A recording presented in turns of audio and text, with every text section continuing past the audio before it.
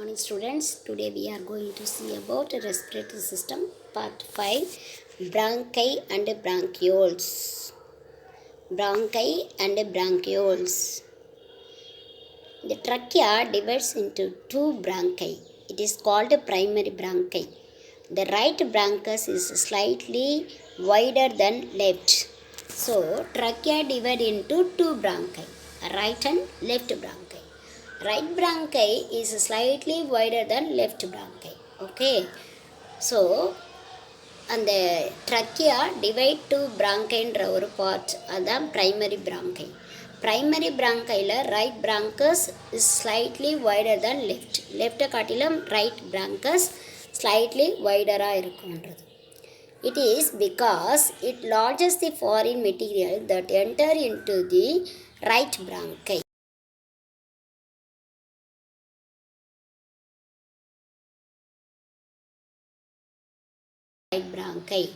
Right பிராங்கையில் தான் foreign material large ஆகும், தங்கிக்கும். அதனால் அது வைடராக இருக்குன்னு அர்த்தம். They are present at the level of 5th thoracic vertebrae. So they are right and left bronchi are present at the level of 5th thoracic vertebrae. These are two types of bronchi.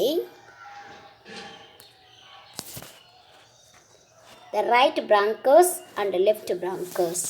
So bronchi தான் bronchusன்னு சொல்கிறாங்க. Right bronchus is wider, shorter and more vertical than the left bronchus. When any foreign body enters, it obstructs the bronchus. Okay, if any foreign body enters, it obstructs the bronchus. Right bronchiல obstruction ஏற்படும்னு அர்த்தம். So wider, shorter, more vertical than the left bronchus. When any foreign material or foreign body enters into the right bronchus, it acts as a obstructs the bronchus. It is approximately 2.5 cm long. It contains incomplete rings of cartilages. It is lined by pseudo-stratified ciliated columnar epithelium. So right bronchus 2.5 cm long. It incomplete rings of cartilages ஆலானது. It is lined by pseudo-stratified ciliated columnar epithelium. Pseudo-stratified ciliated columnar epithelium already columnar epithelium types of epitheliumத்தில் நீங்கள் படிச்சிருப்பீங்க. என்னென்ன organs என்னென்ன எபித்தீலியத்தால் ஆனது அப்படின்னு படிச்சிருப்பீங்க. So இந்த bronchus is lined by pseudo-stratified ciliated columnar.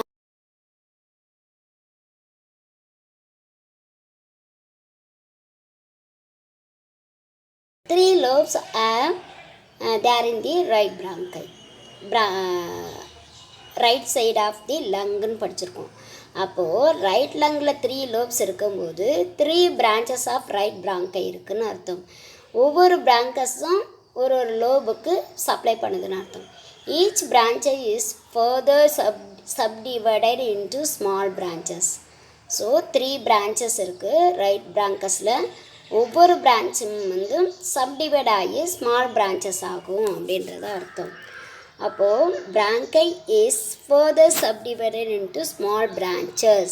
Okay, right bronchus is divided into 3 branches, 1 to each lobe. அப்போது எத்தனை லோப் இருக்குது? 3 lobes. அப்போ 1 to each lobe. Each bronchi is further subdivided into small branches. Left bronchus. This is narrower than the right bronchus. எப்படி lung வந்து நேரோவராக லாங்கராக இருக்குமோ அதே மாதிரி பிராங்கஸ்மே நேரோவராக இருக்கும். This is நேரோவர் than the right bronchus. This is about 5 cm. It is divided into 2 branches, 1 to each lobe. Okay, right 3 branches, left 2 branches, 1 to each lobe. Each lobe means 2 lobes there in the left lung. அப்போ ஒவ்வொரு லோபுக்கும் ஒவ்வொரு bronchi, left bronchi. Okay, divide ஆகுதுன்னு அர்த்தம்.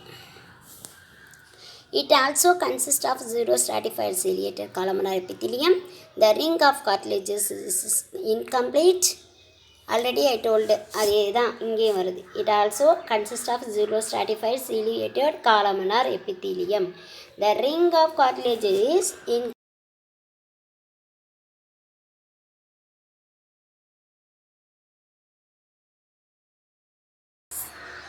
Same tissues as the trachea. ட்ரக்கியாவில் இருக்கிற மாதிரியே டிஷ்யூவாலையும் பிராங்கைலையும் கம்போஸ் ஆகிருக்குன்னு அர்த்தம். Each primary bronchus enters the lung and its respective side. So right bronchi right lung, left bronchi left lung. அந்த each primary bronchus enter the lung and its respective side. It is divided into smaller branches called secondary bronchi. So இந்த bronchi ட்ரக்கியாலேருந்து ரெண்டாக divide ஆகும்போது அது பேர் primary பிராங்கை. அந்த ரெண்டாக divide ஆன பிராங்கை subdivide ஆகி ஸ்மாலர் பிரான்ச்சஸ் ஆகுது, அது பேர் secondary bronchi. It is divided into small branches called secondary பிராங்கை. The secondary bronchi divides into tertiary bronchi. Secondary bronchi also divides into the tertiary bronchi. It divides into bronchioles. So tertiary bronchi ஆன பிறகு தான் அந்த tertiary bronchiயும் divide ஆகி bronchiola மாறுதுன்னு அர்த்தம். The bronchioles are subdivided into alveolar ducts. Okay, bronchioles are subdivided into alveolar ducts. இப்போது branching of bronchial ட்ரீன்னு நீங்கள் பார்த்தீங்கன்னா ஃபர்ஸ்ட் ஒன் ட்ரக்கியா. ட்ரக்கியாலேருந்து primary bronchi, primary bronchi it leads to secondary bronchi, it leads to tertiary bronchi, tertiary bronchi it forms the bronchioles, bronchioles terminal bronchioles. Okay, அது next subdivided into alveolar ducts, alveolar டக்ட்டுக்கு ஆகுதுன்னு அர்த்தம். So இந்த bronchial tree trachea, primary bronchi, secondary bronchi and tertiary bronchi and bronchioles. Terminal bronchioles are alveolar duct. Okay.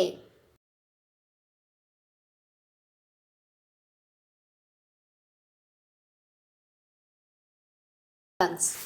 So இந்த two லங்ஸ்லையுமே எவ்வளோ how many millions of alveoli? 300 million alveoli are present in our two lungs. In the bronchi, the cartilages become irregular in shape. The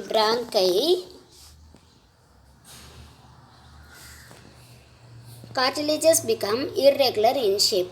Bronchioles consist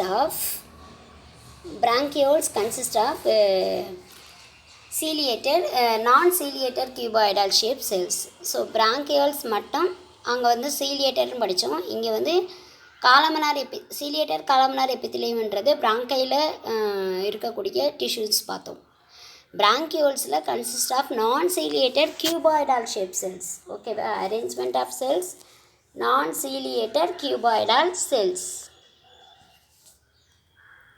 next blood and nerve supply of bronchi or bronchioles அப்படின்னு பார்த்தீங்கன்னா, the arterial blood supply right and left bronchial arteries supply the blood to the walls of the bronchi and small air passages. So right and left bronchial arteries supply the blood to the walls of the bronchi and small air passages. Bronchi and small air passages supply பண்ணக்கூடிய blood supply எதுலேருந்து ஆகுது அப்படின்னு பார்த்தா right and left bronchial arteries.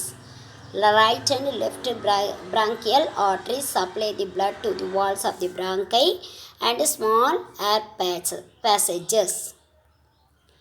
Bronchial veins return the venous blood. Okay, venous blood deoxygenated blood return பண்ண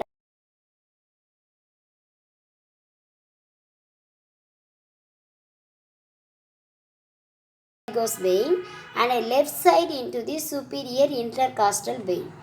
So return the venous blood பண்ணுறது bronchial veins பார்த்தோம்.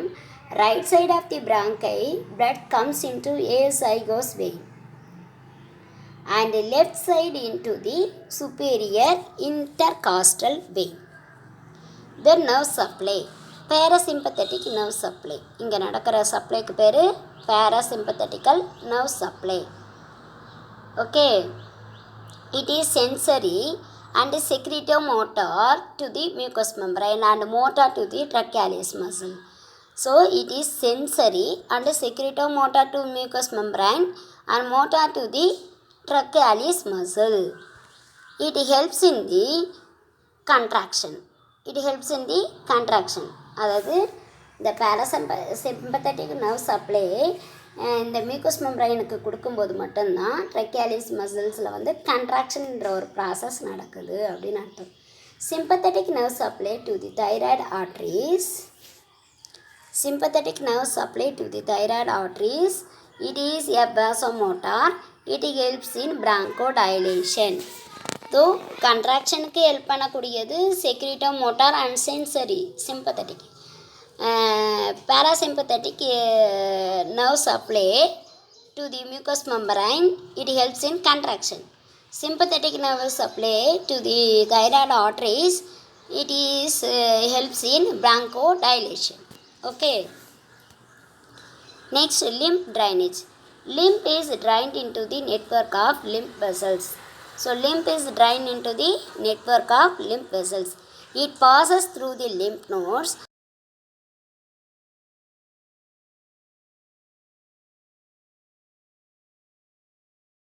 Lymph passes through lymph nodes. Lymph passes through lymph nodes present around the trachea and bronchial tree. ட்ரக்கியாலையும் பிராங்கட்ரியிலையும் சரௌண்டிங்காக இருக்கக்கூடிய அந்த lymph நோட்டில் லிம்பை வந்து பாஸ் பண்ணுறது லிம்பாட்டிக் வெசல்ஸாக network of lymphatic vessels.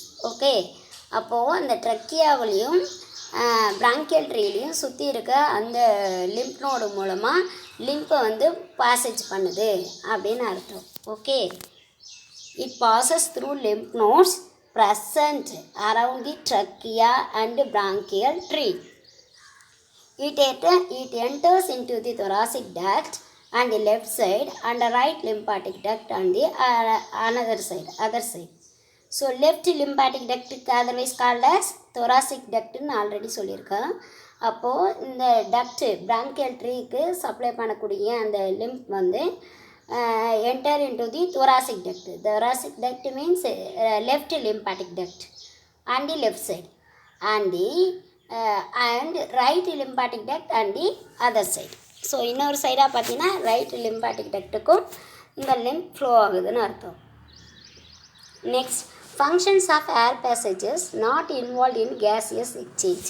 So இந்த பிராங்கை அண்ட் பிராங்கியோல்ஸ் ஏர் பேசேஜஸ்க்கு மட்டும் ஹெல்ப் பண்ணுது. அப்போது not involve in gaseous exchange. Gaseous எக்ஸ்சேஞ்சுக்கு இந்த பிராங்கை ஹெல்ப் பண்ணுறது இல்லாமல் என்னென்ன ஃபங்க்ஷன்ஸ் ஆஃப் ஏர் பேசேஜஸ் பண்ணுதுன்னு அப்படின்னு பார்க்கலாம். So first one, warming and humidifying. WARMING, warming and humidifying. The mucus layer provides the moist hair. The mucus layer provides the moist hair. The capillary bed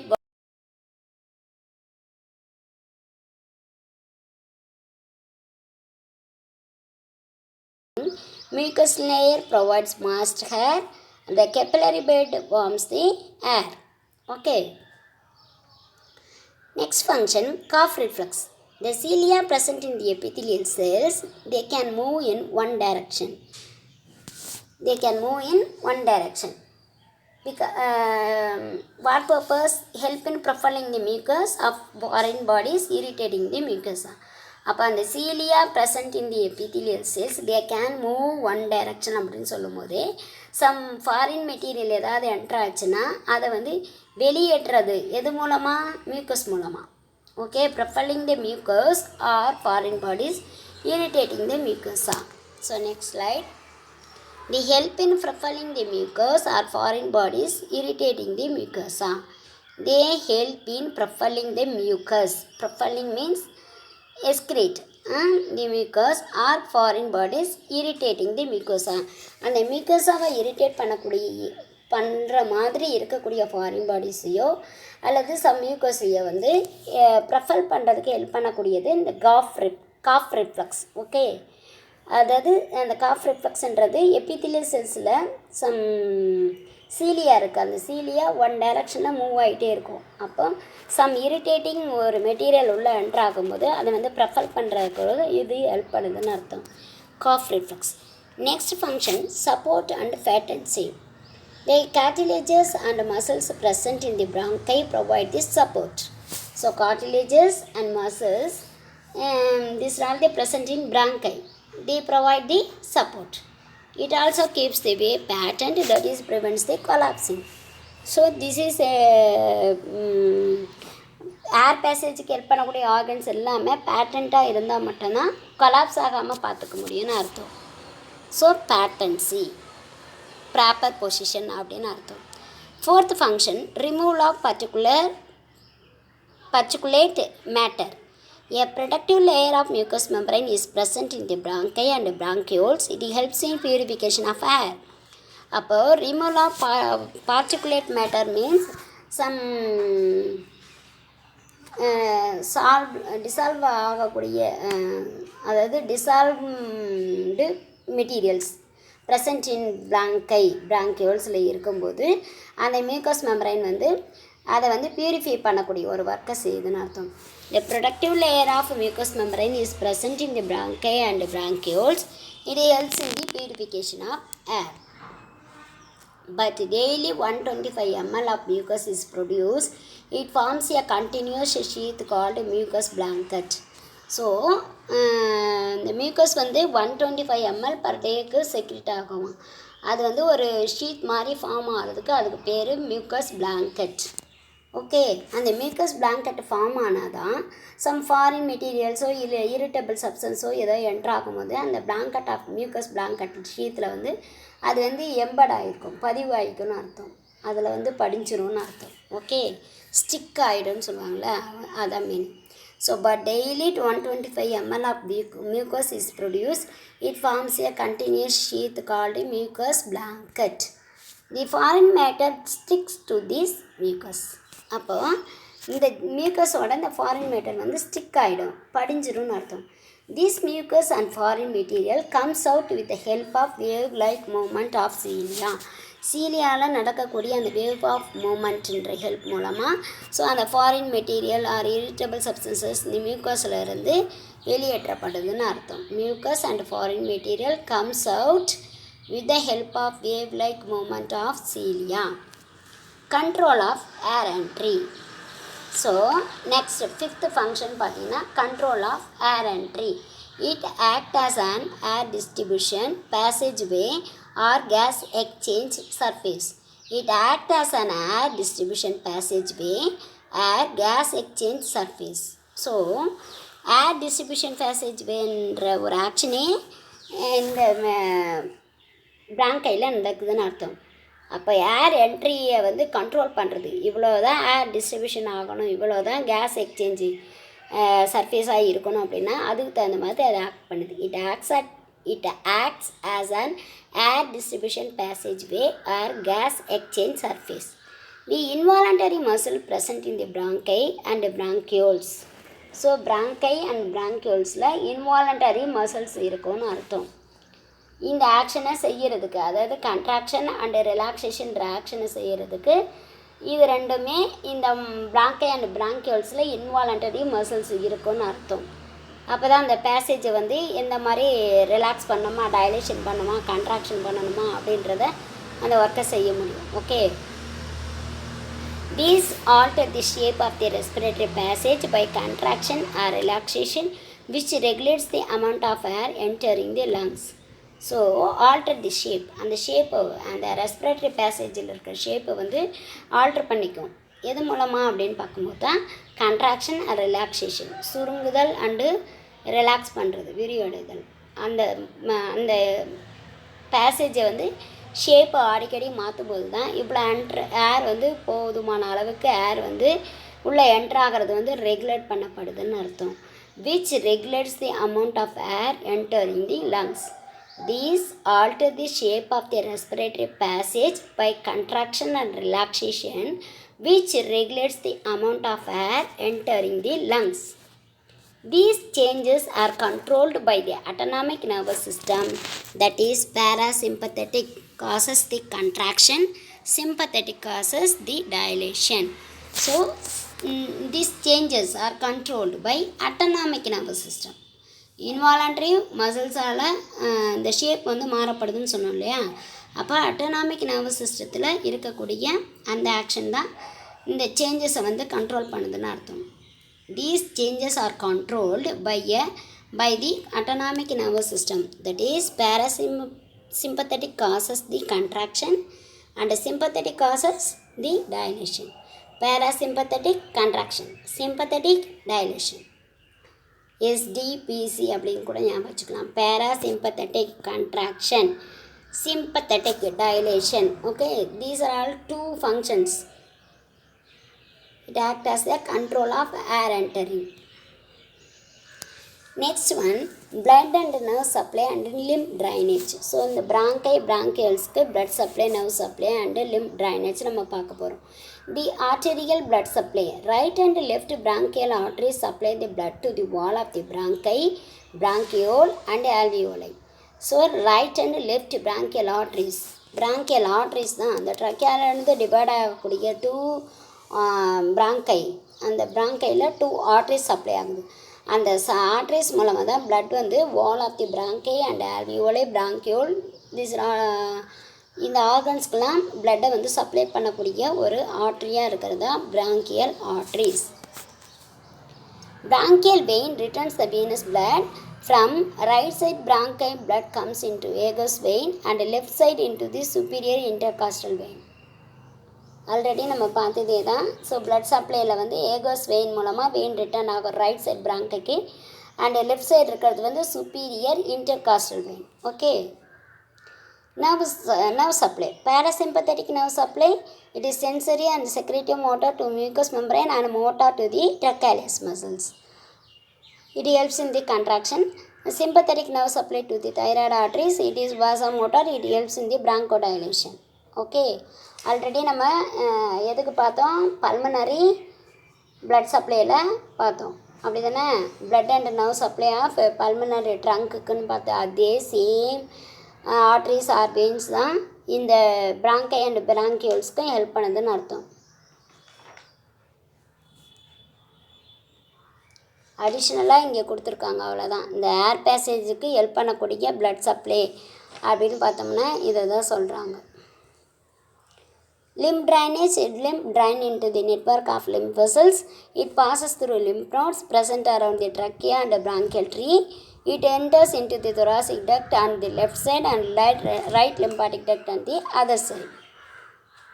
So today we discuss bronchi and bronchioles. Bronchioles supply பண்ணக்கூடிய blood and nerve supply பார்த்தோம்.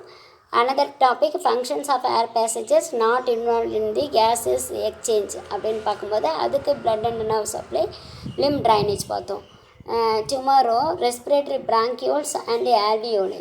Okay, respiratory bronchioles and alveoli. Study well. Thank you.